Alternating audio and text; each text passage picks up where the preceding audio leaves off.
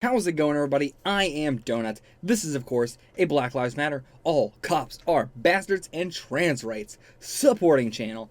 If you don't like that, you can get the fuck out. This is Inhumans Season 1, Episode 6, and the name of it was, the gentleman's name is Gorgon. So, I was wrong. We are going to get a Gorgon focus episode. It was not the, we kind of already had one and we're just holding off on the flashback, as I suggested in my discussion last time. We are going to get a full Gorgon flashback, more, assumingly, yeah, I'm curious to see what more we could get, because honestly, I'm not sure what more we can see about Gorgon. The fact that it is the gentleman's name is Gorgon, I guess we're going to see maybe when he first went through Terrigenesis or him pre-Terrigenesis and stuff. That'll be interesting.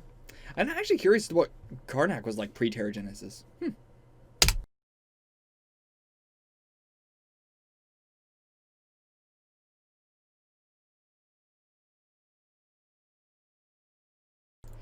So, this episode was actually the one we focused even more on with the crystal rom-com sort of stuff. Is there much com there? It's just all rom. And, yeah, again, still not as interested, I don't even want to say not as interested in it as everything else. I'm just not really that interested in it. It is whatever. He is the guy, I don't even remember his name, but he is better than I expected, as I said last episode. But it's not enough to really make me care about where we're going, especially knowing that we've only got 8 episodes here, so there's just not a whole lot that's going on here. And we're doing the classic thing of that we did with Karnak and Jin, I think her name was, of them, separating, not because they have to, but just because that's how TV is. There's not really real reasons for why they have to. Like, even Luis, with her staying behind to talk to the cops, was, unneeded, completely irrelevant, didn't change anything at all. Her being there versus her not being there, the situation would have played out exactly the same. So, it really does not, it was only a reason to not have her continue on with them. And, I'm not saying that she should have gone to the moon or anything. She is a weird character and not really friends with them. It's a weird, it's much different than the other people. But it is still that same problem where the show is continuing to do this, like, well, you can't go with us because we have to find some convoluted reason to not have you go along with us. And I'm starting to see why people didn't like Inhumans as much. Like, this is what I was worried about, and it is falling apart in the end. Like, it's just very forced. The Gorgon death, I felt, was incredibly forced. I'm not going to touch much on it. I feel like my reaction was already plenty enough to it. I don't know why he even did that. I suppose it was a thing of like, oh, I can't hold on to him forever or something, but he was holding on to him for like 10 seconds and they weren't even out of the building yet. Like, he really could have killed them even more than he could have killed himself. And I don't know, it was a really weird scene. It was also so weird to have Gorgon die immediately after having a scene showing how awful of a person he was. Like, we did this whole, half this episode was really building up Gorgon and showing that, he was a really good friend to Karnak, and he, could, actually see some things that he couldn't see, and he is a very kind person when it comes to very specific people, and then they immediately threw that away with the Morta situation with both Karnak and him, and it's a weird choice to do this. We're gonna have the character have this scene to show how much of an to reestablish how much of an awful person they are, and then kill them off in a couple seconds later. It's bizarre to me, but whatever, it is what it is. And it just, I don't know, it happens so fast as well. Like, there was nothing that made me think it was gonna happen, and I'm curious to see what it's going to do for the series for the rest of these remaining 2 episodes, because that also feels like they were really like, well, I guess we're just not gonna get a season 2. Like, no wonder you're not gonna get a season 2 when you killed off one of these, one of the royal family members, and I assume that's a big appeal of the show and everything. So whether they knew they were only going to get 1 season or whatever, it's a strange choice to do. Especially Gorgon, who seems to be like one of the most prevalent, as opposed to, one of the, I mean, like, Triton is different, they killed him off at the very, very, very beginning. yeah, I don't know. It's a weird choice, and I can see why it didn't get picked up further. I also was, again, hoping we were going to go somewhere further with our human characters. I was really hoping that Declan was going to have more of a plot.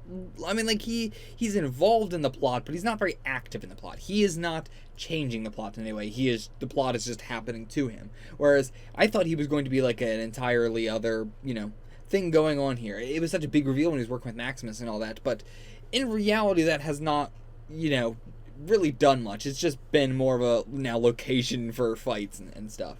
But I'm interested to see what they're going to do. Like, is that the last we're going to see of Sammy? Is he going to come back in some big moments? Is, Declan going to do anything, or is he just going to continue to be the smart scientist they carry around because he knows things? Are we going to do something with Maximus and his DNA? I don't think so. That's not going to go anywhere. I don't think it'd be weird to have this whole surgery happen to Maximus while all this is going on and stuff. So I just can't imagine that happening. So because of that, I'm curious as to what they're going to do with Declan, and if they're going to make him, important or interesting. Because he is a really good actor, so they should utilize him. And now Auron has this whole plot line going on where it seems like her regeneration is getting harder and harder to, it's taking a longer amount of time, and it's getting harder to do, or something like that.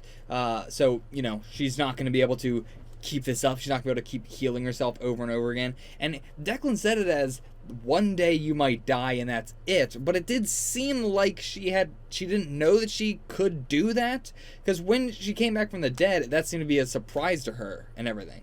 But maybe not. Maybe that the whole scene back there I completely misread, and she has known that she can die and come back as many times as she needs to.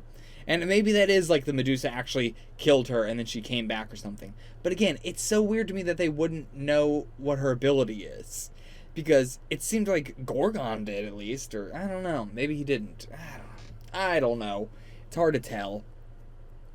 And then we have the minor army coming in, and man, what to even say about these guys? Like, they were supposed to be according to Maximus, the best they had aside from the royal family. Like, they were minors, yes, but they were also, when he wasn't even talking to them, when he was talking to Tybor about getting them, that he wanted the strongest and the most powerful and everything like that.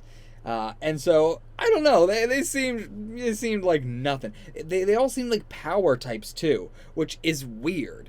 Like, I don't know. It's wild to me that... By the way, really quick, Karnak's power, I still have no idea what it does. Now it seems like he can teleport or something? That might just be like TV, we move the camera and then move it back and they're gone. But it was like a second. Like, it was 1 second, and then he was behind her. So, like, it does seem like he can... that shouldn't be what it is, but the only thing I can think of is he can also, like, teleport or something. Because it was only Karnak doing that. Nobody else was doing it. I don't know. I suppose it was supposed to be a him being stealthy thing, but it's like the bullet... This show is getting whack. This show is getting real whack. But yeah, all these Inhumans are like power types. None of them have these crazy, powerful things. We are also been told that the Inhumans up on Adelan should have more powerful abilities than the ones down on Earth generally, but the only one that's true of is probably like Black Bolt. And even then, we don't really know, because we've only seen Black Bolt do a grunt. So we don't actually know how powerful. We only know like what they've said. But we don't truly know, because they could just be fucking lying. They could be, not lying, but they could be playing it up, for some reason. Who knows? It's the classic thing. They say that Mortis has like the face of death, but it's like, he has like a laser beam face. Like, that's not a face of death.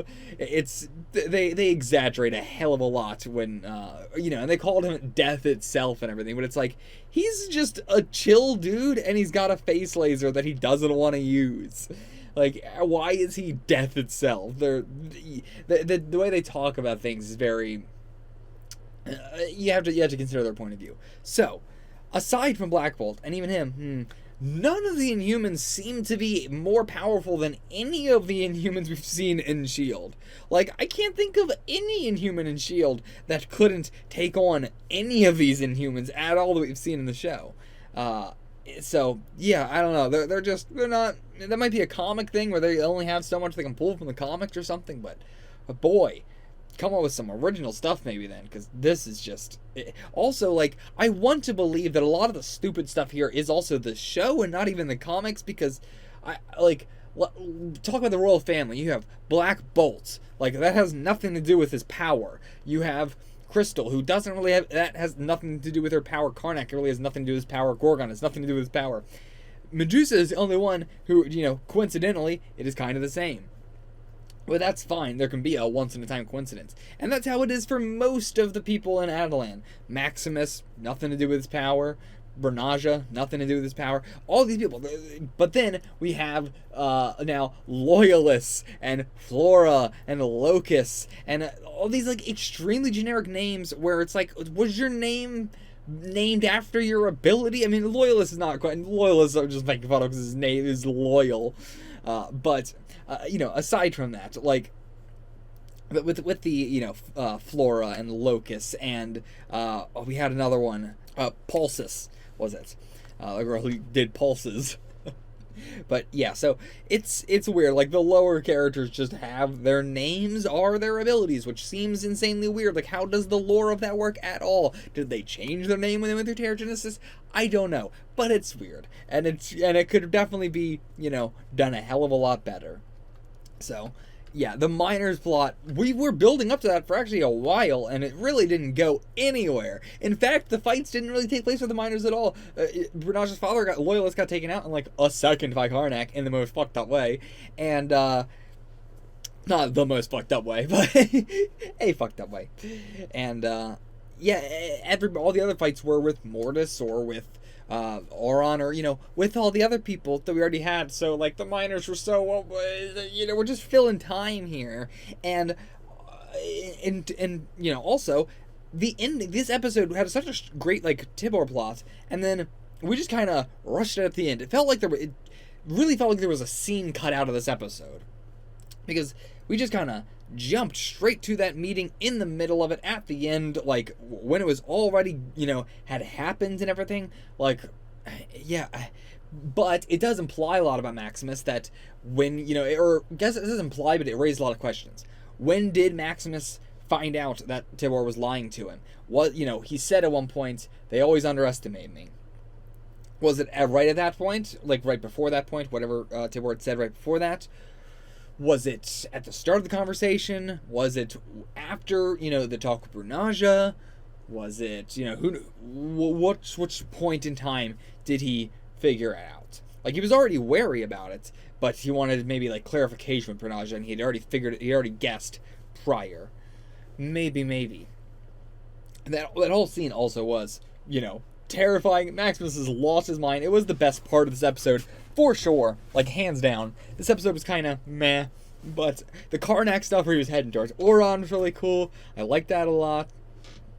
There were some cool moments overall, but generally. Also, the lightning was a genius strat. I at some point I was like, are they even going to notice this lightning at all? But, like the having it come down like as the symbol and everything, well, not, as the symbol.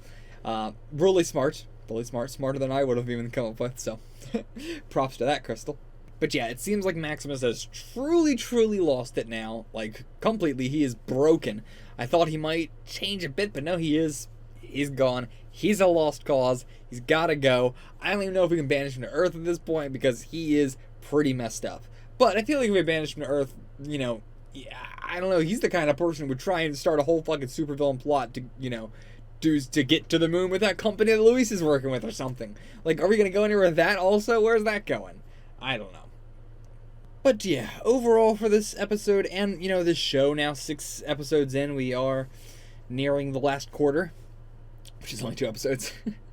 It is, I appreciate what it's trying to do, and I appreciate the cool moments, but like S.H.I.E.L.D., it is a show that wants to eat its cake and have it too. It wants to show this caste system, and it wants to show Maximus's side, and it wants to do everybody is bad, everybody is morally gray, everybody is messed up, and there's no good answer, so you just have to, you just have to stick with somebody, and they want us to root for the royal family. That is in the same way with S.H.I.E.L.D. It is the everybody's morally gray, but we want you to root for these people here. They are kind of messed up. Yeah, they're bad people. We will acknowledge that, but we still want you to look at them and go, oh, that's cool. Gorgon's a good dude. Like, they want that response. They want, yeah, they're messed up, but they are good people. But they aren't good people. And you can't have your cake and eat it too. Or I always try to say eat your cake and have it too, because that, you know, it makes more sense in modern times to say it that way. But anyway, you know, that you gotta stick to something. You got to have an ideal. You got to have a message in your series. Like, what is the message of Inhumans? What is the themes of this series? What are we trying? I mean, the themes are, I think, a little bit more apparent, but like, what is the message? You know, what are we getting across here? It doesn't seem like there is. You know, I can't even pick out one, right? Let me know what you guys think in the comments. I'm curious, because I can't even begin to pick out one right now. You can't just, you gotta, if you want me to root for somebody, you gotta make it, you gotta give me a reason. Give me a reason. And that said, I am rooting for Mortis. Mortis is like the only one I'm rooting for, but the show clearly doesn't want me to root for Mortis. Like, Mortis is one of the only characters who is in the most right. Like, he is, sure, like them all, kind of morally right, but he is the most rootable one. And yet the show does not want you to root for him because, of course, he's going against the main characters. And so, it's just, it's you know, and you can do shows that are all about more of the great things, and or you know, a show where the protagonist is more of a villain, you know, than not even like an anti-hero, but more of a villain than anything. But I think that's the key, treating them more as a villain than a, you know, anti-hero. When like Black Bolt and the Royal Family right now are being treated as anti-heroes when they're not really doing anything heroic. They are just kind of, you know, the lesser of these two evils, and that's not a fun thing to want to watch. You know, it's not any, I don't know what outcome I want here other than, like, there's no good outcome here. There's no satisfying ending. So, we're gonna see what it's gonna be like when we get to that.